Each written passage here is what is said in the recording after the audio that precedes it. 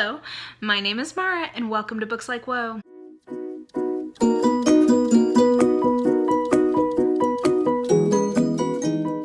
So we have a much more positive entry in Project Poirot this week from last week. Yeah, I didn't realize I had that Agatha Christie rant in me, but there you go. That's what happened. So this week will be a little bit more positive because this isn't a great book. We're talking about Third Girl this week. It's not a great Agatha Christie, but it's definitely better than last week and better than what comes next. So, if you've never watched one of these videos before, I do not do spoilers. I will take you in a synopsis up roundabouts to where we find a body, and I will get into some character details, but nothing I don't think that should diminish your enjoyment of the book if you've never read it before. And Project Poirot, for the record, is where I'm reading all of the Poirot novels in chronological order. It is rapidly coming to an end, but the good news is that I am going to go ahead and do Mission Marple, I think at the beginning of next year. I think I've kind of thought about it and said, like, okay, if I take 4 months off, I think I'll be ready to dive back into some deep Christieage, and there's not nearly as many Marple books, so it's less of a commitment. So anyway, all that to say, for now, we're still in Project Poirot. And this week we are talking about Third Girl, which was a first-time read for me, which there's not been a lot of those in this whole thing. I think there's only been about 4 or 5 that I've not read previously, and this is one that I had not read before, and I've got 2 more coming up that I've not read before. So, yeah. I was pleasantly surprised because at this point in Agatha Christie's career, it's sort of hit or miss. But let's get into a plot synopsis and then we will get into my thoughts and some analysis. So, Third Girl opens with Poirot having recently finished some literary criticism. Who knew he was about that? So we get some opinions of Poirot's about some great literary figures. He's old, guys. Like, that's a huge piece of Poirot's life, starting from around probably after World War II onwards. There's a real emphasis on how old he is, and fuck, he must be, because he was already old in 1920, so you know, he's got to be 110 by now if we're going in universe. But anyway, he's retired, he's bored, he's much more physically frail than I think he's been in previous books. I mean, I just felt it, I think, more in this book because he actually is in this entire book, start to finish. Who would have thunk it? Anyway, so he is having his breakfast and George comes in and says, hey, there's a young lady. George clearly is throwing some shade at this person's appearance, waiting for you, and she says that she might have committed a murder, and Poirot is sort of like, what do you mean she thinks she might have committed a murder? What does that mean? So George ushers this young lady in. There's a lot of very snarky and bitchy criticism of her appearance that has not aged well. And she gets very nervous. She doesn't want to sit down, and she basically says, I thought I could come talk to you, but you're too old. And pieces out. So Poirot actually gets his feelings hurt about this, which is sort of, I think, somewhat out of character for him. But again, I think we'll get into this, but I think it's meant to sort of show that he's aging and things get to him more. So he consults with his BFF, not his BFF, but his friend Ariadne Oliver, because she calls up about something, and he kind of tells her what happened. So she invites him over for tea. They end up discussing it, and she realizes oh, I know who that was, because he didn't get this girl's name or anything. She's like, oh, I know who that was. I think I accidentally sent her to you. She is the daughter of a family called the Restoricks, who Mrs. Oliver had met at a party a couple weeks previous, and she sort of mentioned Poirot, so that is why the daughter of the family chose to seek Poirot out. Now, that girl's name is Norma Restorick, and we don't actually find a body in this book until almost the end. So what I'm going to say is that Norma, there's a few pieces of the puzzle that will come in here that I will talk about, so I'll just make sure I've set those up. Things you should know. Norma does not live with her family, but her family lives in a little, in a great uncle's house. He was a big uppity up in the war, her great uncle was. He's got a secretary he's all smitten with, old man creeping on a young girl, whatever. So that's like the person who owns her family's house. Then her mother is dead, but her father and her stepmother also live in that house with the great uncle, because they have recently come back from being abroad for many, many years. Her dad basically abandoned her mom and went off with this other woman who's not even the woman he's now married to. And he basically stayed out of Norma's life for like 20 years, let's say, and finally came back to England and is trying to kind of like build a relationship with her, but she's not into it. She really hates the stepmom. So there's like some family tension and dynamics happening there, which are amplified by the fact that she is in love or is like dating whatever, like basically just picture a dirty hippie artist, and that's this guy. His name is David something or other, and he so they don't approve of him. There's some heavy implications that the dad is trying to buy him off so that he will stop dating his daughter. So all of that is happening. So that's Norma's family's house. Norma lives in the city with 2 other girls, hence third girl, and I think that is a strange title, and I don't think that piece of this story really comes off that well. But basically, Christie's kind of commenting on the phenomenon, which still happens today in major cities, where one person gets an apartment, they maybe find a friend to go in with them on the apartment, and then they're looking for a third girl to like pay this very high rent. So Norma is the third girl in that situation, and the main tenant is a girl named Claudia, who is actually her father's secretary, which is how she found her. So she's the main tenant. She had a friend named Frances, she works at like an art gallery, and she's sort of she's friends with David, like she's among all the hippie artist people. She like serves as a model, whatever. So she's the second girl, and then Norma is the third girl. So that's, I think, most of the pieces you need to know about for this book. Because like I said, we don't find out who the body is until like almost the end. And it's it's structurally a pretty interesting book. So anyway, that's kind of the setup, and let's get into some thoughts and analysis. So I actually think this book does what most of her books have done recently, which it has a really interesting start and not as satisfying of a middle and end. That being said, I think it is a far superior middle and end than The Clocks, and even something like Cat Among the Pigeons. I'm thinking of this book pretty similarly to how I've thought about like Mrs. McGinney's Dead and Hickory Dickory Dock in terms of like quality, which is, I don't know that it's her best work, but I do think that there's some interesting characterization. I don't know that everything comes together as nicely as you'd like it to, but it's a pretty good whodunit, and I think that there's a lot of pieces that are pretty interesting. So this one actually held my attention pretty well, and I think it's maybe the best book that we're gonna get from now until the end. I should say that this book was written, I believe, in 1966, and it is very reflective of its time period. So that, to me, that's probably part of why I found this book pretty interesting, was just from a social history perspective. I thought this was a very interesting book because it's really like literally the young people in this are hippies.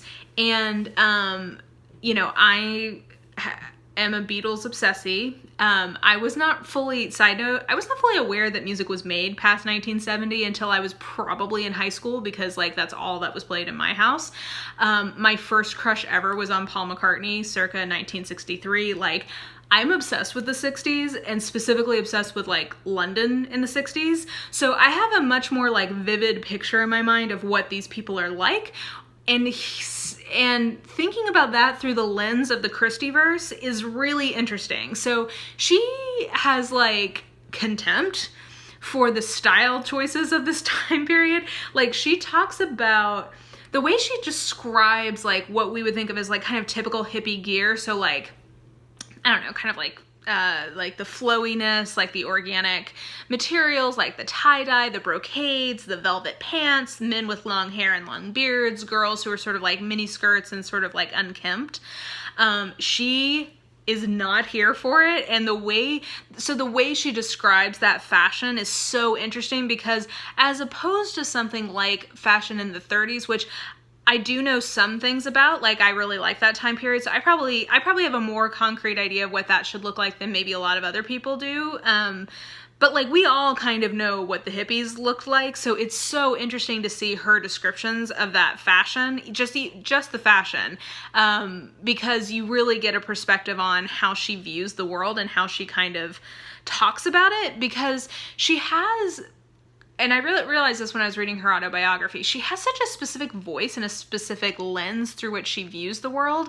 And because she's such a dominant piece of how I think about the 20s and the 30s and the 40s, I guess, I realize how much she has shaped how I think about those time periods in terms of what it was like to live it.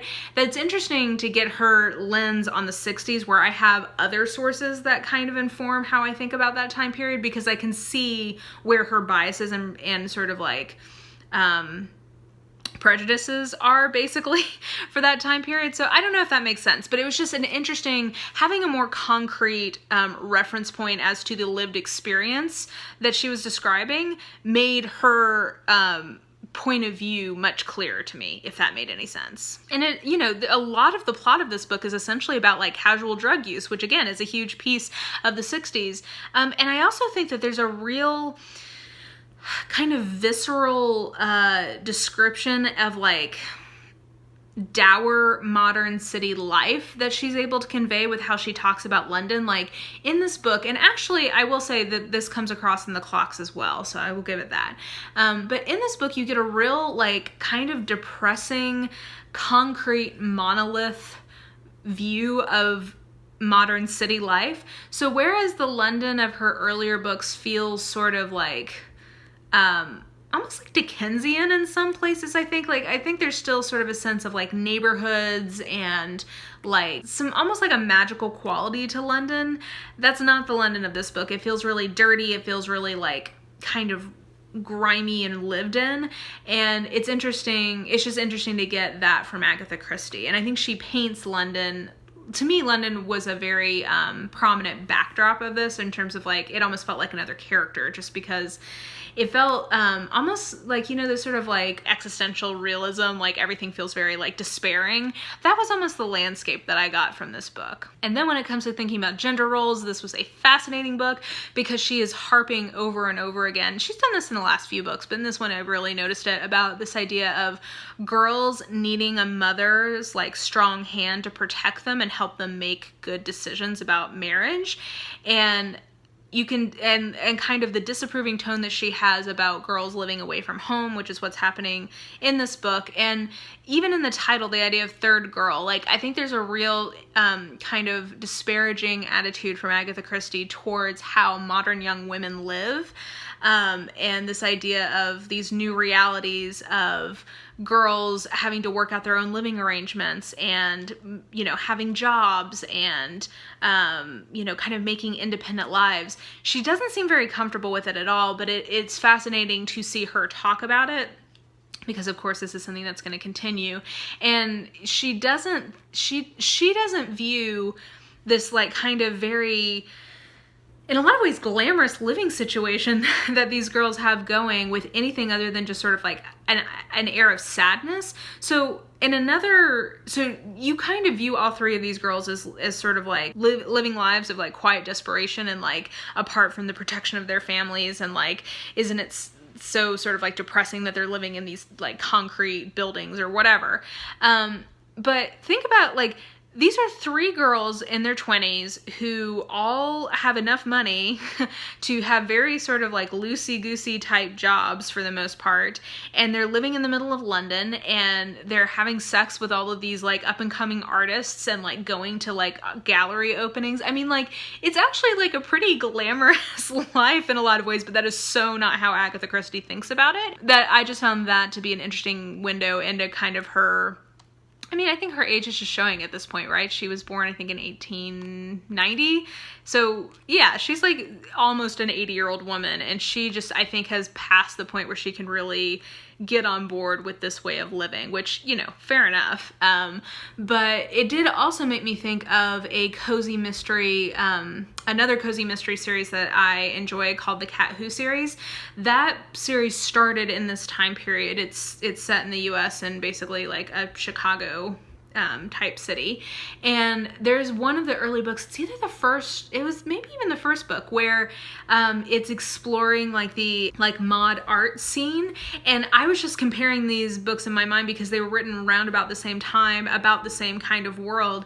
And that book just has so much more interest and kind of sympathy with how cool that world is, and you can just tell that Agatha Christie is not here for a lot of that stuff. So this book is very much a commentary on its time.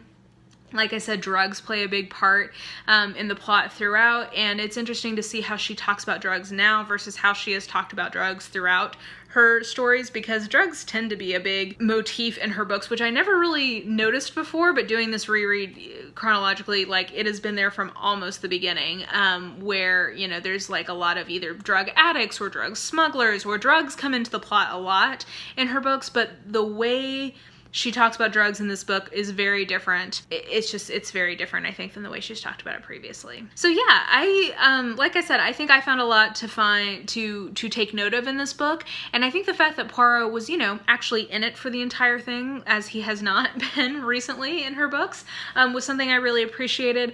I did like how we're getting kind of an older, less confident Poirot, and maybe that also is a reflection on her kind of feelings. I don't know, because she's definitely getting older as well at this point, but I think he spends a lot of the book unsure if he's going to be able to figure things out, and I think he feels his age a lot more. He is able to get his feelings hurt by this young girl who says he's too old, which I don't think we would have seen from him in earlier books. So I think that there's sort of a change in the characterization of Poirot in a way that maybe is not entirely consistent, but I think when viewed through the lens of him aging works.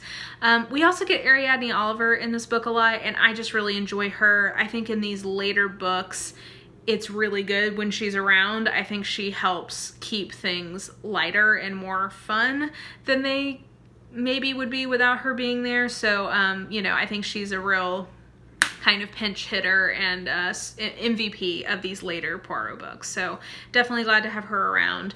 But yeah, I think I enjoyed this one pretty well. Like I said, probably around Hickory Dickory Dock or Mrs. McGinty's Dead type level.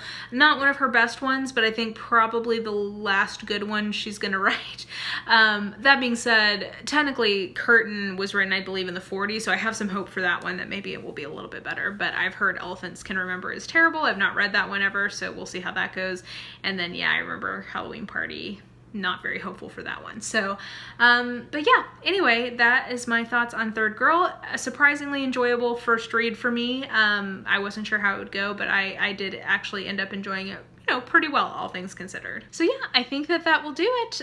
If you enjoyed this video, please like, subscribe, follow me on the social medias if you are so inclined. I have all that information listed in the description box below, and I think that will do it. I hope you're having a really great day, and I will just talk to you soon. Bye!